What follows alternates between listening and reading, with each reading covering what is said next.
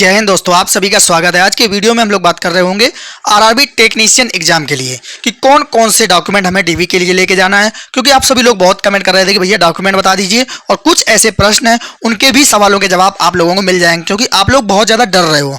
तो चलिए अपना वीडियो स्टार्ट करते हैं। देखिए, सबसे पहले हम लोग बात करते हैं कितने बच्चों को बुलाया जाएगा। देखिए, अगर आपके जोन में जैसे 500 बच्चों का सिलेक्शन हुआ है या 1000 बच्चों का सिलेक्शन हुआ है तो ये लोग मैक्सिमम 30 बच्चों का भी पैनल बना सकते हैं, 50 बच्चों का भी पैनल बना सकते हैं।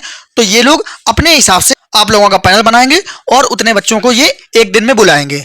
उसके बाद कितने दिन लगेंगे, जब आप जाओगे तो वहां पे आप लोगों को कम से कम 3 से 4 दिन की व्यवस्था बना के जानी है। आपको एक दिन भी लग सकता है, 2 दिन भी लग सकता है, 3 दिन भी लग सकता है। तो आप लोगों को अपनी व्यवस्था पहले से बना के ही जाना है वहां पे।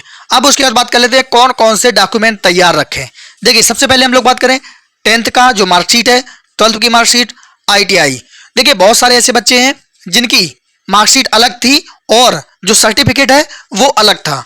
जो पहले किए हैं 2008 के पहले या 2007, 2006, 2005 या 2009, जो पहले किए हुए बच्चे हैं उनका सर्टिफिकेट अलग होता था, मार्कशीट अलग होती थी। तो वो अपना दोनों लेके जाएं ओरिजिनल।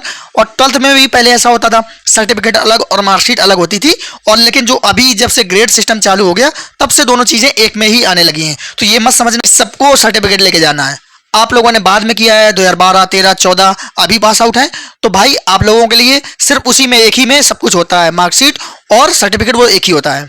तो ये 10th, 12th, ITI का आप लोग सर्टिफिकेट भी मिलता है और मार्कशीट भी होती है, तो आप ये लेके जाएं। और साथ में जो आपका कास्ट सर्टिफिकेट है, OBC वाले अपना OBC का, EWS वाले अपने EWS, SC ST अपना सर्टिफिकेट जरूर लेके जाएं। वो भी रेलवे फॉर्मेट का जो केंद्र वाला होता है। अगर आपका बना हुआ नहीं है तो अभी भी समय है, आप बनवा लीजिए। और साथ ही आपने जो पुराना लगाया है, अगर वो आपके पास केंद्र का बना हुआ है तो आप अपना पुराना सर्टिफिकेट लेके जाएं। जो आपने फॉर्म में लगाया है वही लेके जाएं। यहाँ पे एक प्रश्न बन रहा था EWS वाले बच्चों के लिए कि हम लोग पुराना लेके जाएं कि नया लेके जाएं। तो भाई, अगर आपके पास पुराना मौजूद है तो पुराना लेके जाएं। कुछ लोग कहेंगे कि नहीं, ये तो वित्तीय वर्ष में नहीं आता है, लेकिन रेलवे वही डॉक्यूमेंट चेक करता है जो आपने फॉर्म में लगाया है। अगर आपके पास पुराना है तो बहुत अच्छा है, अगर पुराना नहीं है तो भाई नया भी बनवा सकते हैं, उससे कोई भी समस्या नहीं आने वाली है। आप लोग परेशान ना हो। उसके साथ साथ बाकी जितनी भी कैटेगरी है आप लोग अपना अपना सर्टिफिकेट जरूर ले जाएं। अगर नहीं बना है तो भाई अभी बहुत समय है, आप उसको बनवा लें। केंद्र का जो सर्टिफिकेट होता है वो DM और SDM लेवल पे होता है, किसी के भी साइन होने चाहिए, बस कोई दिक्कत नहीं होगी। तो आप लोग ये सर्टिफिकेट बनवा लेना। उसके बाद डोमिसाइल भी लेके जाना है और अपना आधार कार्ड, साथ में अगर पैन कार्ड भी हो तो पैन कार्ड भी ले जाना। 2 ID बहुत अच्छा रहता है अगर लेके जाओगे। साथ में ये पिताजी का आधार कार्ड, जब भी वो लोग आप लोगों को लिस्ट देंगे कि क्या क्या डॉक्यूमेंट लाना है तो उसमें ये मेंशन नहीं होगी चीज़ की मतलब पिताजी का आधार कार्ड लाए, लेकिन आप लोग जरूर एक फोटोकॉपी लेके जाना। और साथ ही अपनी फोटो आप लगभग 15 फोटो लेके जाना, क्योंकि आपका DV भी होना है, मेडिकल भी होना है, तो वहाँ पे भी फोटो की जरूरत पड़ेगी। तो फोटो आप पहले से एक्स्ट्रा लेके जाना। उसके साथ एडमिट कार्ड। अब एडमिट कार्ड आप लोगों को आधा मिला होगा, जब आप एग्जाम देने गए हो तो वो लेके जाना, कहीं कहीं पे मांग देते हैं। और पिछली बार जब मेरा ग्रुप D का हुआ था तो वहाँ पे जो ऑनलाइन हुआ था ना फॉर्म, उसका भी एक प्रिंट मांगा था। तो आप लोग वो अपने पास जरूर रख लेना, मांगते हैं तो दे देना, नहीं मांगते तो कोई बात नहीं। और ये एडमिट कार्ड कंपलसरी नहीं है कि आपको लेके ही जाना। बहुत सारे ऐसे बच्चे हैं एग्जाम दे के आए, उसके बाद खो गया या कहीं पे भी चला गया, मिल नहीं रहा, तो आप लोग घबराए नहीं, इसकी कोई आवश्यकता नहीं है। आपके पास एडमिट कार्ड कैसा भी पड़ा हो, आप उसका प्रिंट आउट निकलवा लेना और साथ में लेके चले जाना, क्योंकि PDF तो आपके पास मौजूद ही होगी। अब उसके बाद बात कर लेते हैं, ये हमारे सारे डॉक्यूमेंट हैं, मैंने आप लोगों को डॉक्यूमेंट की लिस्ट बता दी है। उसके बाद पोर्टल पर डॉक्यूमेंट अपलोड करें। जल्दी ही आपका ये डॉक्यूमेंट अपलोड का प्रोसेस स्टार्ट हो जाएगा, तो आप लोग साइट पर जरूर देखते रहें। ये डॉक्यूमेंट अपलोड जरूर कर देना, जो भी आपके फोटो सिग्नेचर अपलोड हो रहे हो हर एक चीज अपलोड कर देना। उसके साथ साथ नए कागज भी चलेंगे क्या। देखिए, आपने जो फॉर्म ऑनलाइन करते टाइम लगाया है, जो डॉक्यूमेंट, जैसे आप उस समय ग्रेजुएट नहीं थे, अब ग्रेजुएट हो गए हैं या मार्कशीट हो गई है, क्या वो लेके जाएं? तो वो लेके नहीं जानी है, जो आपने लगाया है वही लेके जाएं। साथ ही जैसे कास्ट सर्टिफिकेट है, आप लोग चाहे तो नया बनवा ले, वो भी नया ले जा सकते हैं, कोई दिक्कत नहीं है उससे। उसके बाद जो लोग पहले से कहीं जॉब कर रहे हैं, कोई भी डिफेंस में है या पहले ग्रुप D में है, अब वो टेक्नीशियन में उनका भी सिलेक्शन हो गया है, तो उनके लिए NOC जरूरी है। लेकिन अगर समय से आपको NOC नहीं मिल पाती है तो भी आपको DV के लिए जाना है। वहां पर जाकर जब अपनी समस्या बताओगे तो आपको समय मिल जाएगा, 1 मंथ 2 मंथ का आपको समय दे दिया जाएगा कि आप हमें NOC अवेलेबल करा दें। तो आप लोग बिल्कुल भी डरना नहीं, बाद में भी दे सकते हैं। उसके बाद एडमिट कार्ड जरूरी, तो ये जरूरी नहीं है, मैंने आप लोगों को क्लियर कर दिया है। उसके बाद EWS पुराना है या नया, तो भाई जो आपके पास अवेलेबल हो वो लेके जाना। अभी मुश्किल से 7-8 दिन का समय बचा हुआ है, ये महीना निकलने ही वाला है। 1 अप्रैल से नया वित्तीय वर्ष चालू होगा, तो आप लोग नया बनवा लेना। तो पहले जो आपका बनेगा वो तो स्टेट का बनेगा, फिर उसके बाद रेलवे फॉर्मेट पर उसके बाद अप्लाई होगा। तो मुश्किल से 8-8 10-10 दिन लगता है, 20-25 दिन में आपका बन जाएगा। तो आप लोग अप्लाई के लिए जरूर डाल देना। अगर नहीं बन पाता है तो भाई जो आपके पास पुराना है वही लेके चले जाना, कोई भी आपको मना नहीं करेगा। आप सीधा यही कहना जो जो हमने ऑनलाइन करते टाइम लगाया है वही हम कागज लेके आए हैं, उससे कोई भी आपको समस्या नहीं होगी। और अगर कोई भी दिक्कत आती है ना डॉक्यूमेंट में, तो आपको समय दिया जाता है। और बहुत सारे बच्चे सोच रहे थे कि ऐसा तो नहीं है कि सिर्फ हमें 2 दिन का समय दें, 5 दिन का समय दें, और मेरा जोन तो इतनी दूर है कि 5-6 दिन आने जाने में लग जाएगा, फिर डॉक्यूमेंट कब बनेंगे। ऐसा नहीं है, 1 महीना 2 महीना आप अपने हिसाब से देख लेना, बहुत अच्छा समय मिलता है। 2 महीना 2.5 महीना आराम से बनवा के आप पहुंच जाओगे। उसके बाद कास्ट EWS ना हुआ तो बहुत सारे ऐसे बच्चे हैं जो SC पे हैं या ST पे हैं या OBC में हैं। अगर उनके पास कास्ट सर्टिफिकेट नहीं होता है तो उनको सीधा UR पे काउंट कर दिया जाता है। और जब वो आपको UR पर काउंट कर रहे होंगे तो जो भी कैटेगरी है आपकी ट्रेड की, अगर आप UR की कट ऑफ क्वालिफाई कर रहे हैं तो ठीक है, आपको कोई दिक्कत नहीं होगी। लेकिन अगर आप UR की कट ऑफ क्वालिफाई नहीं कर रहे हैं तो वो आपको आउट कर देंगे, वो आपको बाहर कर देंगे। तो आप लोग ध्यान रखना, अगर आपके पास ये डॉक्यूमेंट नहीं है तो आप अभी भी समय है, बनवा लीजिए।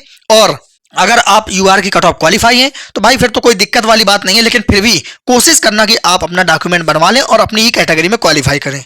उसके बाद डॉक्यूमेंट में गड़बड़ी है तो क्या करें। देखिए, जब भी कोई डॉक्यूमेंट में गड़बड़ी होती है तो एक ही रास्ता होता है कि आप क्या करें, एक एफिडेविट बनवा लें। एफिडेविट बनवा लेंगे तो फिर आपको कोई समस्या नहीं होगी। आपके नाम में गड़बड़ी है, आपके फादर नेम में गड़बड़ी है, तो आप लोग क्या करें, एक एफिडेविट बनवा लें। उसके बाद कुछ और प्रश्न है कि क्या रेलवे समय देगा। देखिए, बिल्कुल जाहिर सी बात है, रेलवे आपको समय जरूर देगा। और आपको ऐसा नहीं है कि 2 दिन 4 दिन दे दे, अच्छा खासा आपको समय देगा। आप अपना आराम से इजीली डॉक्यूमेंट भी बनवा सकते हैं, NOC भी ले सकते हैं। कुछ चीज की कमी है तो वो आप पहुंचा भी सकते हैं। आप लोग बिल्कुल बेफिक्र रहें, काफी समय मिलेगा आपको इस पे। उसके बाद क्या रेलवे बाहर भी कर सकता है। देखिए, एक बार आपका नाम पैनल पे आ जाता है, उसके बाद कोई भी आपको बाहर नहीं कर सकता है। ये डर अपने मन से निकाल दीजिए। आप कोई ऐसे घास खोद के या ऐसे नहीं पहुंचे हो भाई, 20-30 लाख लोगों के बीच में फाइट करके आप सिलेक्ट हुए हो, मेहनत से सिलेक्ट हुए हो, आपको कोई भी नहीं बाहर कर सकता है। अब सिलेक्ट होने के बाद आपको डरने की आवश्यकता नहीं, क्योंकि बहुत सारे लोग मैसेज कर रहे थे कि भैया मेरा ये डॉक्यूमेंट गड़बड़ी है, इस डॉक्यूमेंट में दिक्कत है, ये मेडिकल में दिक्कत है। भाई अब डरने की जरूरत नहीं है, आपका नाम आ चुका है। इतना आसान नहीं होता है किसी को बाहर कर देना, किसी को आउट कर देना। जब तक एक बहुत ज्यादा स्ट्रांग रीजन ना हो तब तक कोई भी आपको बाहर नहीं कर सकता है। भाई आप मेहनत से पढ़ लिख के तब आपका चयन हुआ है, तो आप अब क्यों डर रहे हो। और आप में से बहुत सारे लोग ये सोच रहे हैं कि इस वैकेंसी का क्या होगा, क्या वैकेंसी ये रद्द हो जाएगी, क्योंकि इतने सारे इशू चल रहे हैं, सब लोग वीडियो बना रहे हैं। तो भाई इस चीज से भी आप लोग मत घबराएं, ऐसा नहीं होने वाला है। कोई भी वैकेंसी रद्द नहीं होगी। मुझे नहीं लगता है कि अब इस पे कुछ होने वाला है। आप लोगों का जल्दी DV मेडिकल हो जाएगा और जल्दी इसका प्रोसेस हो जाएगा। तो ये भी डर अपने मन से निकाल दें कि भाई कैंसिल हो गई तो बहुत सारे लोग क्या है, बॉर्डर पे हैं, जितनी कट ऑफ है उतने ही उनके नंबर है। अब सोच रहे हैं कि अगर रिवाइज रिजल्ट आया तो मैं बाहर हो जाऊंगा। भाई इतना आसान नहीं होता है किसी को बाहर करना। अब आप बाहर नहीं हो सकते हो, आप लोग बिल्कुल बेफिक्र रहें। अगर रिवाइज रिजल्ट आता है या कुछ भी ये लोग करते हैं तो और थोड़ी सी कट ऑफ कम करेंगे, थोड़े से और बच्चों को बढ़ा देंगे, इससे ज्यादा ये इसमें कुछ भी नहीं कर सकते हैं।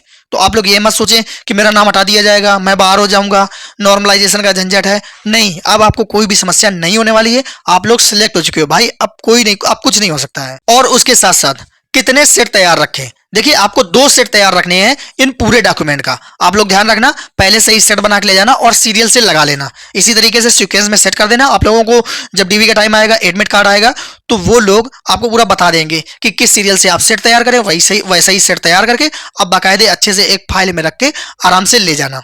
साथ ही बहुत सारे लोगों का ये इशू चल रहा था कि जो पिताजी का आधार कार्ड है उसमें नाम में कुछ गड़बड़ी है। भाई अगर नाम में या किसी भी डॉक्यूमेंट में कुछ भी गड़बड़ी हो, चाहे वो मार्कशीट है, कुछ भी चीज है, तो आप क्या करें, सिर्फ एक एफिडेविट बनवाएं। बस एफिडेविट ही आपका सॉल्यूशन है। जल्द ही आपको मेडिकल से रिलेटेड वीडियो आ जाएगा कि क्या प्रोसेस रहता है, क्या क्या चेक किया जाता है और किस चीज का डर रहता है कि क्या ऐसा हो सकता है, किसकी वजह से हम बाहर हो सकते हैं। हर एक स्टेप वाइज, हर एक पॉइंट वाइज आप लोगों को मेडिकल का वीडियो दे दिया जाएगा, जिसमें आपको बता दिया जाएगा क्या क्या टेस्ट होगा और अगर ये समस्या है तो इसको कैसे सॉल्व करें, ये भी मैं आप लोगों को बताऊंगा। आप लोग बिल्कुल बेफिक्र रहें। मेडिकल से संबंधित अगर आपके कोई भी प्रश्न है तो आप लोग कमेंट जरूर कर देना। साथ ही डॉक्यूमेंट से रिलेटेड अगर आपके कोई भी क्वेरी है, आप लोग कमेंट करना। अगले जो वीडियो होगा मेडिकल, उसमें हम लोग सारा चीज कवर कर लेंगे, जिसमें आपको बता दिया जाएगा कि मेडिकल में अगर ये दिक्कत है तो आप कैसे इसको सॉल्व करें, और डॉक्यूमेंट में अगर कुछ गड़बड़ी है, दिक्कत है तो कैसे सॉल्व करें। जो भी आपके प्रश्न हो आप लोग कमेंट जरूर करना, और अपने मन से डर को बिल्कुल निकाल देना। भाई आप रेलवे के एम्प्लॉय बन चुके हो, सिर्फ एक लिस्ट में नाम आना सिलेक्टेड में, यही बहुत बड़ी बात है भाई। 20-30 लाख में आप छट के गए हो, कोई ऐसे तो नहीं पहुंच गए हो। तो आप लोग अपने मन से बिल्कुल डर को निकाल देना, और कमेंट जरूर करना, वीडियो को लाइक और चैनल को सब्सक्राइब जरूर करना। मिलते हैं हम लोग अगले वीडियो में। जय हिंद।